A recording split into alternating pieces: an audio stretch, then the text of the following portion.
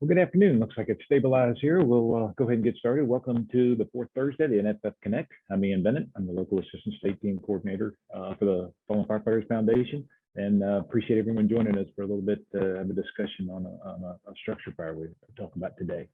I'll do a point here that I am in a hotel. We're doing a taking care of our own class actually down in Alabama. You will hear a fire alarm going off. I'm not violating any procedures. They are testing the alarm here. So I want to make sure everybody's aware of that. If you hear that go off, that they're just testing it right now. It's not a fire alarm. So today we are going to talk to Chief John Butler, who's currently with the Fairfax County. He's a fire chief in Fairfax County. The time of incident, he was the fire chief in Howard County. Just some ground rules on that. The videos will be Chief and myself.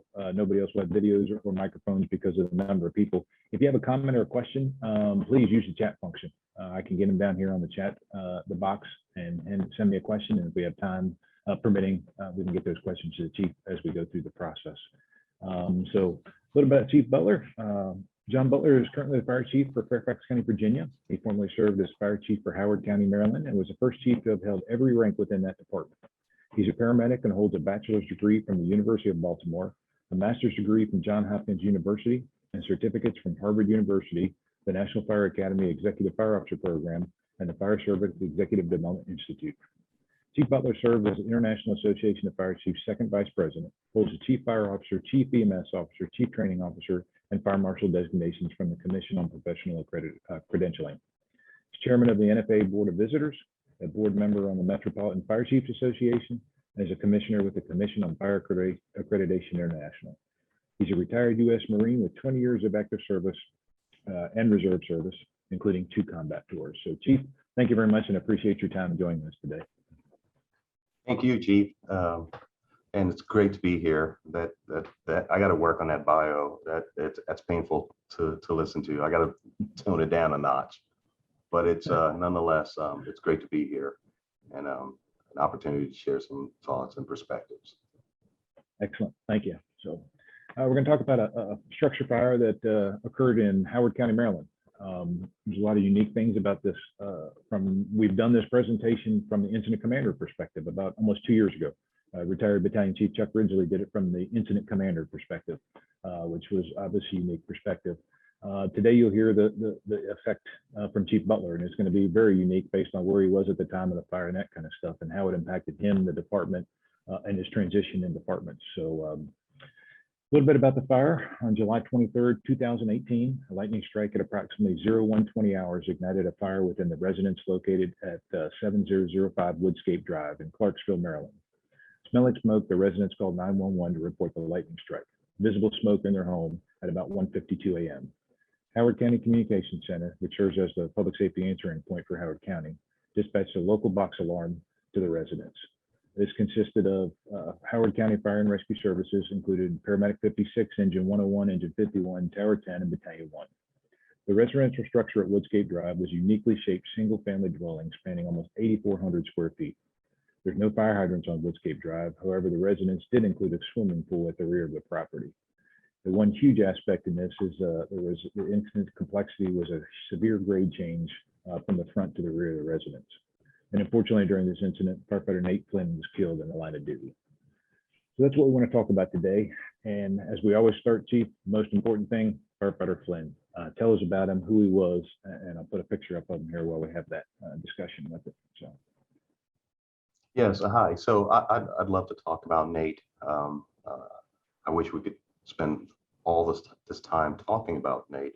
Unfortunately, there's a reason to have the conversation. Nate was a friend. My immediate reaction when you say Nate Flynn was he made me laugh.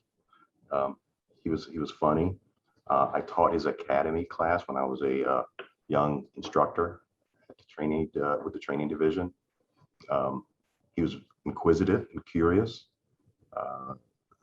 He had a lot of questions, and that was a good trait. He wanted to learn more. He wanted to do more. He wanted to have one-on-one conversations and sidebar conversations when we were not in a classroom forum. Always wanted to learn more and do more, and I really appreciated that. Later on, we worked together on shift work, and similar. Whenever I would see him on incidents or around, it was great to meet and talk with him. As we went through the ranks, I found myself being somewhat of a mentor, uh, someone that Nate could come to when things were going well, when things weren't going well. I always had a special place for him when he needed some adult guidance, if you will, and anything I could do to help him. So, like I said, my immediate reaction when you say Nate Flynn was this really smart, yet lighthearted, funny, inquisitive firefighter who wanted to up his game. He always wanted to do more, be more, experience more. And I remember a time when the tables turned a little bit, where I started to see him in the capacity of an instructor, and where that baton had started to be passed. Not only me, he had a number of other mentors, but I started to see him on the instructor circuit, if you will, at FDIC and elsewhere. Interestingly, I was at FDIC yesterday just for a 24-hour trip and returned today. Last night, I was gone Monday to Tuesday. And there was a little bit of somber nature internally that I carried around at FDIC, and Nate was on my mind, as FDIC is a place that he would sometimes come and teach and be a participant and attendee and do the hands-on training classes and a number of other things. So I saw him professionally and personally growing, and was real proud of him.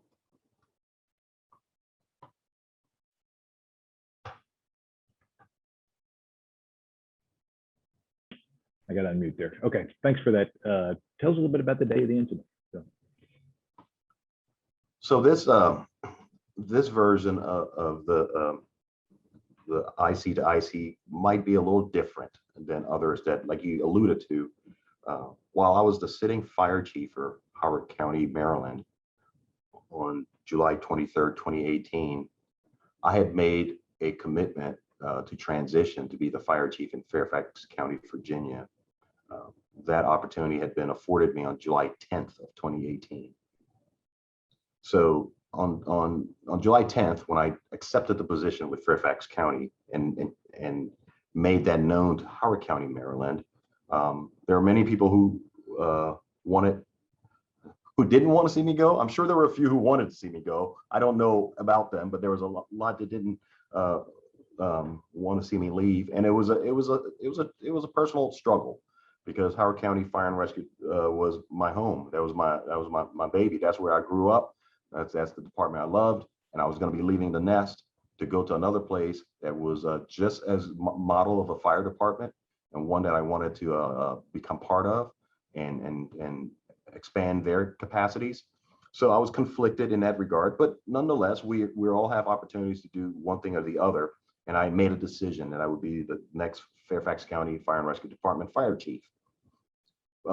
So after July 10th, after making that decision, I decided, well, I do this annual trip to Africa where I work with some real desperate and poor fire departments in the sub-Saharan Africa, specifically in Liberia. The Liberian National Fire Service, one of the poorest countries in the world, and also the most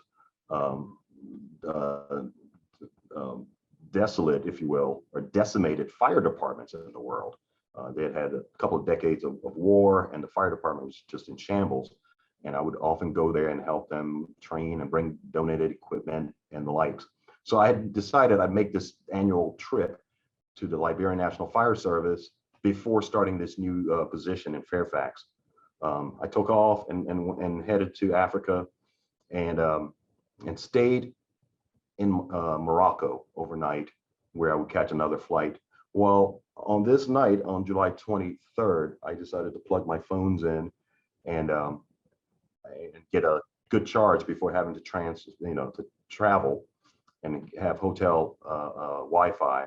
That's when I started getting the information earlier that morning of the incident that was developing and evolving, and getting the news that no fire chief ever would want to ever get, and that was to hear that there was a Mayday transmitted, and later that firefighter Flynn was extricated, and the rest are the outcomes that we now know. Um, I've never felt so empty. I've never felt so helpless. Uh, just a hollow shell, and I had to kind of check myself. The immediate thing I did was, as soon as I knew this, I grabbed my backpack. That's all I had. I grabbed my backpack and headed down the stairs into the courtyard, and trying to figure out how am I going to get home. I couldn't get home fast enough, and did a lot of horse trading and bartering and jumping on carts and horse-drawn vehicles and fanning myself into the city to get on an airplane and get back within 12 hours, give or take. Everything was a blur, as it was for both his family and also the department.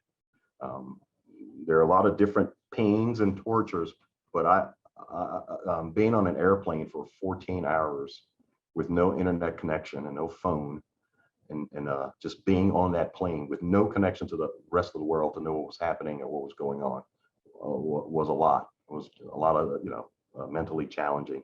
I don't remember the flight. I don't remember much of it, and got home as soon as I could.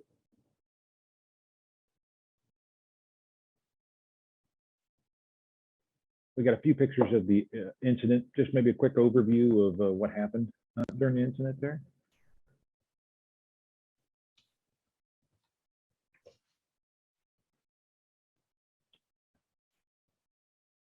So you want to go ahead and do that, Ian, or you want me? Yeah, no, if you just talk about, of course, this is a structure. Sure. What do you say? 8,400 square feet structure? 7,300, give or take, 100 square foot above grade living area. 1,000 or so square feet was finished basement. Earlier the night of July 22nd, there was a rainstorm with thunder and lightning that had come through. And we received the call at like almost 2 o'clock in the morning. About 1:52 in the morning was the time where folks called 911, and command advised all units that the 3 residents were all clear from the structure. And we know who, because you've had Chief Chuck Ridgely on, and he has spent some time talking about this incident. And so Engine 101, advised that fire was visible from the Charlie side on the first level, and Truck 7 was established as a RIC company. And the mayday happened at about 2:20 in the morning, and the RIC team entered on the Charlie side in the lower level and went to work trying to find Nate, firefighter Flynn, Lieutenant Flynn. And he was extricated, like I said, about close to 3 o'clock in the morning, 2:43. It was 7-alarm fire, lots of challenges. These structures are in most of our communities. We've seen something super similar in Frederick County, Ball Road, with Josh Laird's untimely death. I'm glad to see legislation passed in Maryland that will address some of the factors to these types of events. And I'm real proud of everyone who did some work with getting the legislation passed in the state of Maryland. And I hope a lot of other communities and states model that. That was sprinkler legislation? It was regarding CSST. Oh, excellent. Yes. Yeah. Mm-hmm. So since being a fire chief, I'm coming up on 8 years of continuous time as a 5 Bugle fire chief. And I've seen this type of structure in both Howard and Fairfax County and Northern Virginia and elsewhere. And they go up quick, all these void spaces and these open floor plans and the building material construction type that leaves a lot to be desired. We've known for a long time that these buildings are generally built to hurt or kill us. I don't care if that's a popular statement or not. I really am not trying to be, PC, but these are some austere environments that our responders are operating in today's fire service. They burn hot, they burn quick, and present many challenges as is. is already bad enough being a firefighter and doing interior firefighting. And now with these new variables, it adds a lot to the equation. It just shows there's a huge grade difference that went from side A to side Alpha to Charlie. Right. And the pool right here was your basically main water source to start with. Yes, yes. You know, and when I returned from Africa in that 12 hours, and I went to the fire ground, I was reminded by now retired Chief Dan Merson. He met me somewhere where that side A is labeled right there, and he had to check me and remind me that, Chief, what you're seeing isn't what we saw when we got here. What this picture, this photo that you have up is obviously not what I saw when I got there, and wasn't the anything close to the outcomes that existed, you know, 12 hours after the incident. So these pictures were useful for me to get a reference of what had happened and what it appeared had happened. One of the first things we did within that first 24 hours was start constituting a team of peers and SMEs who would help try to put the puzzle pieces together. First and foremost, for the Flynn family, first and foremost, the first family. And we'll talk about some of that here shortly, but also for the department, and to make sure that we learn from these events, these incidents, so it doesn't happen again. All right? It doesn't happen again. And I'll pontificate about what's happened in 2022 in the U.S. Fire Service. In the first 3 months, we've had almost 300 fire deaths. You know, both civilian and responders, over 300 in the first. 582 to be exact in the first 3 months. So you know, fire is still a big deal, and it's everybody's fight, and we'll talk about that in a little bit. But these after action safety reviews, post incident analysis have to be done with due diligence and forensics to stop repeating some of the things that continue to happen in the U.S. Fire Service. Kind of overall view of apparatus and the incident itself. Of course, that was the next morning. Sure. Then a good shot of operations there from the water source. All right. Harry, you kind of hit on it to start with. What are you experiencing as the incident unfolding? Of course, you're in a different country, so that brings something up. But what personally are you thinking about as you're making your way back here? I will never wish that feeling on any fire chief or any chief executive officer or whatever the title is, to feel that level of helplessness. You know, far removed. Now, mind you, I had trusted, loyal, competent chief officers on the ground. That was not a challenge. That was not an issue. I mentioned Chief Merson's name, Chief Ridgely's name, and I could go on, and I'll probably miss someone if I started naming all of them. But I wasn't short on talented officers and chief officers, so that wasn't it. It's John Butler's intrinsic. It's my organic nature that I own it. I take ownership. It's mine. It's my department. I'm the chief. Doesn't matter if I'm in Morocco or Liberia or on the moon. If something bad is happening in my agency, I need to be there, if not physically, certainly in every other way, virtually and other ways. Like I mentioned a few minutes ago, there's nothing worse than being on an airplane for that level, that number of time, and you can't ask questions, talk to someone, answer a question, see things. No social media, no nothing at the time coming from Africa back home. So, yeah. So to answer your question, a level of helplessness is what I was feeling at that time. It's been almost 4 years since the incident. Anything specific you want today's firefighters to know about this incident? Oh, sure. Yes. Yeah. We're still we're still skirting around with this. We're still scratching the surface with Laird and Flynn and many others, and Kyle Wilson, and I could go on and on and on.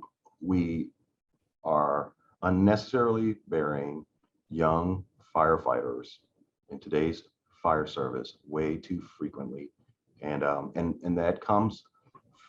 We need to take these after action reports seriously across the spectrum. We need to write them with some degree of continuity.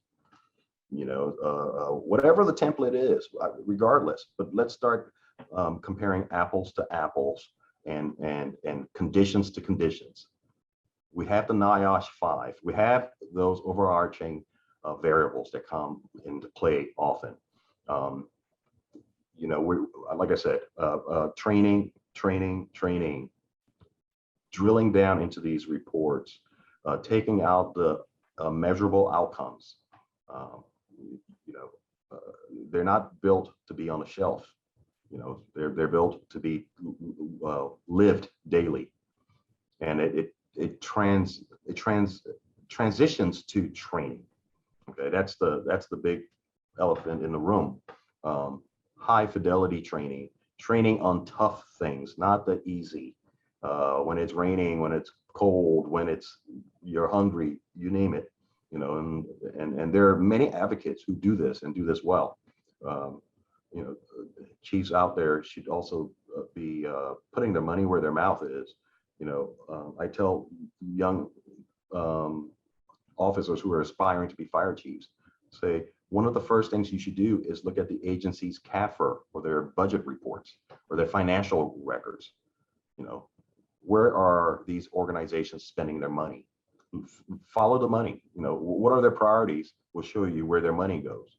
And if it's not in training and getting out of your comfort level, going to national conferences, engaging with others, partnering, collaborating, there is no reason why Frederick County and Howard County aren't talking. And I know they are. And I'm just saying, when you have like-minded or similar conditions, collaborate on stuff, stay regional, get to know each other's capacities and limitations, and work together, because these things don't happen in a vacuum. What kind of changes were implemented in Howard County after this incident? There was some level of company level training. There's an acronym Thor, I think, and I'm not well versed on exactly the details of it. It's something that happened after I left. There is some commitment to training. I'll use the word scratching the surface, because while I don't know all the details of what's happening in Howard County, I can go on record as saying there can and should be more. There can and should be more in Fairfax County and everywhere else. We all have a whole lot of competing priorities, but we can't take our eyes on the most important thing, and that's to send our colleagues, our employees, our co-workers back to their families, happy and healthy. So you make it back here, you get to the scene, take care of business in the first day or two. What do you personally experience in the aftermath of this incident, the days, the weeks, the months after this? I want to go back real quick to some of the other things that are happening in Howard County. Like I mentioned, the Thor training, they have committed and dedicated into the firefighter safety and survival classes, the internal review, the ISRB, the internal review safety board recommendations were put together, and annually there's the Flynn Training Day, which occurs on the anniversary of the July 23rd, 2018 line of duty and Nate's untimely death. So, like I said, while I don't have all the details of all those pieces, there is some concerted effort into getting some training and some continuity done across the board collectively, from California to New York. We can do more and stop reinventing the wheel. Just want to clarify some of that. Your question about the aftermath, or Yeah, what would you, the days, the weeks, the months after, what kind of things are you experiencing at that point? personally, what I was experiencing was I had to answer a question. I had to answer a question to myself, and that was, am I going to leave? Am I going to go to Fairfax County? My immediate, probably still when I was in Morocco, was, oh, well, I guess I got to get on the phone and call the county executive in Fairfax, Mr. Hill, Mr. Brian Hill, a good friend of mine, and say, hey, sir, with all due respect, thanks, but you can keep your job. I'm not leaving Howard County. I'm staying with them. We've had a real tragedy occur, and I'm not leaving my friends, my colleagues, and those I'm still entrusted to be their fire chief until the last day. So that played, that was the cards on the table, and I carried that for quite some time. And there came a time, it was after the funeral and a few days after the funeral, that I concluded to myself, I had to kind of come to terms and realize I can do just as much for Howard County by doing a lot for the industry, and I can lead from a larger sphere of influence by going to Fairfax, by becoming the chairman of the board of visitors at the National Fire Academy, for becoming a leader in our national fire network, and be able to affect change across the spectrum. Never leaving my home team behind. I've since assimilated with a new home team, and I'm a Fairfax County Fire Chief to the bone. But I can also share what I know with everybody. So I carried guilt. I still carry guilt, and I probably always will, and that's fine. I'm okay with that. It's a healthy guilt, if that's such a thing, because from what happened on July 23rd, 2018, what it taught me was I read differently as a fire chief. I listen differently. I ask different kind of questions. I expect a level of excellence, professional excellence from my department. We won't take the easy road out. I expect a level of proficiency, confidence, professionalism, and I'm loaded with talent, with instructors and those who teach instructors, and the street cred of fire and EMS professionalism.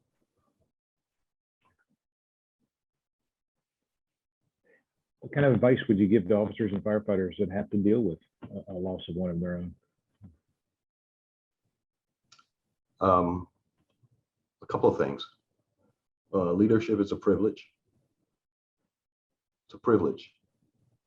It's not you're ranked number 3 on the captain's list, so all you got to do is wait your turn. Okay, so you took a test and you did well on the test, but it's a privilege to lead, and you don't have to take a test and get collar pins to lead. Leadership is not synonymous, as we all know, with your rank or your collar pins. Take leadership seriously. Okay, the burden of leadership and the privilege of leadership. That said, the main thing are the people entrusted to us. Okay, we have to commit to sending them home to their first families. We have to commit all throughout everything we do throughout the day, how they eat, how they sleep, how their minds are, how their families are. Get to know your people, get to know their first families. Okay, spend some time getting to know the people that you're entrusted to lead. It goes a long way, and it transitions into everything. It permeates everything we do. Because if you love them, to that level that I'm speaking of, you're going to train them, and you're going to train them hard. Okay, the world of mission and morale will collide in a healthy way. Okay, mission and morale has to live together. It's not one or the other. They have to live together. And then taking care of your troops and letting them know how much you care and love them and their families, you will make sure that they go home in one piece, as best as you control. We don't talk enough about the inevitables or the uncontrollables. fire gets a vote, as one of my chief officers says to me all the time. The fire gets a vote. The incident gets a vote. You know, the roadway gets a vote. You know, and occupational cancer is still a thing. It's real. It's real. Okay. And we have to keep addressing and confronting these threats to us. Excellent. We do have a video I'd like to share with everyone on firefighter Flynn. So I'll pull that up here real quick here.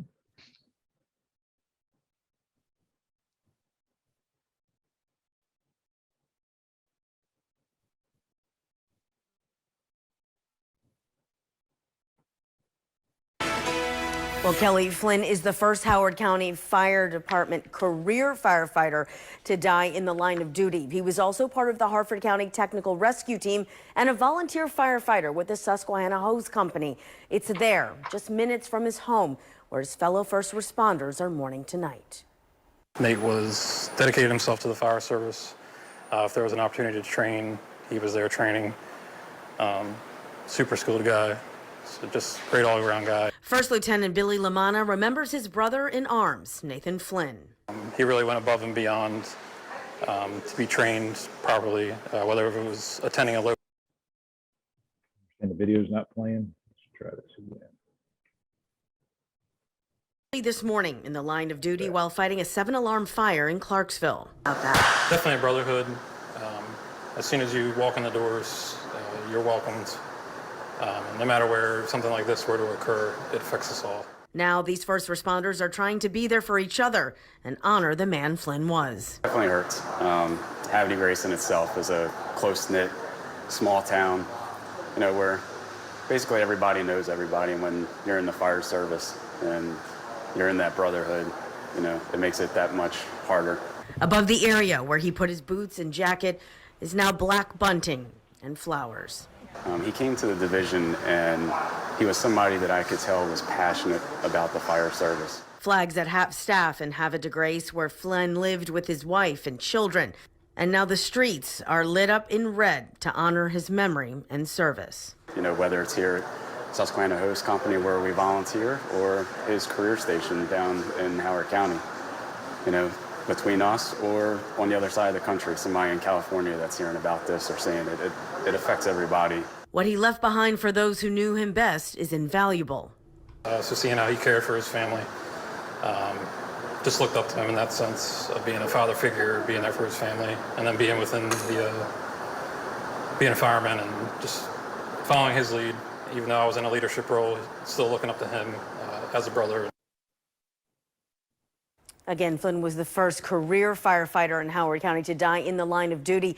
2 members of the Ellicott City Volunteer Fire Department were killed back in 1953, and 3 members of the Lisbon Volunteer Fire Department were killed in a fire engine accident in 1969. Good video there. Tribute to Nate. So, Chief, before we close out, I want to put a shameless plug in for the Uniform Support Group program that you're a part of. Chief Butler helped us with the redevelopment of the Chief to Chief program. And those are exactly what they sound like. We have 3 active programs: Chief to Chief, Incident Commander, and Company Officer to Company Officer. And they do exactly that. Chief Butler is one of our cohort of the fire chiefs, and if there's a line of duty death somewhere in the country and Chief can help out that fire chief go through the process that he went through, then we match them up, and they're matched up based on like department circumstances and like incident circumstances, those types of things. And, we have a cohort of each of those 3 groups, and if you have any questions on those, please give me a yell. All the information is on firehero.org, as well as my contact information. And those are very successful programs. Chief, thanks for everything you did to redevelop that, and appreciate you being part of that cohort out of it. So with that, anything you'd like to add to close us out? I just want to take a moment and recognize and I guess a moment of silence, if you will, for another one of our firefighters, Captain Kimberly Chopa of Fairfax County Fire and Rescue Department, who died this past Monday on the 26th of occupational cancer. And just remembering and honoring Kim's legacy and what she did with the department, but more so those that she loved, both in the department and her family, her wife, Kim Claren, and everybody else who knew Kim. If you knew her, you'd love her. And we're grieving in the department, but we're also, staying close to each other and holding each other up. So thank you for having me today. And it's always good. I love talking about Nate and what happened, but just as important, I love talking about how we can not have it happen again. Absolutely. Well, thank you very much for your time and your openness and willingness to share, what happened. I think it's going to be a tremendous benefit for other people. So thank you all very much. That concludes our presentation. Our next one will be obviously the fourth Thursday in May 26th. I'll be talking with District Fire Management Officer Don Fagula from the Plumas National Forest in California. We'll be in a wildland incident. It was a cardiac event at a wildland incident. So we'll be having that discussion in May. So Chief, thank you again. I really appreciate it. And hope you have a great day and hope everyone has a great day. Hopefully we'll see you in May. Thank you for having me. Yes, sir. Thank you.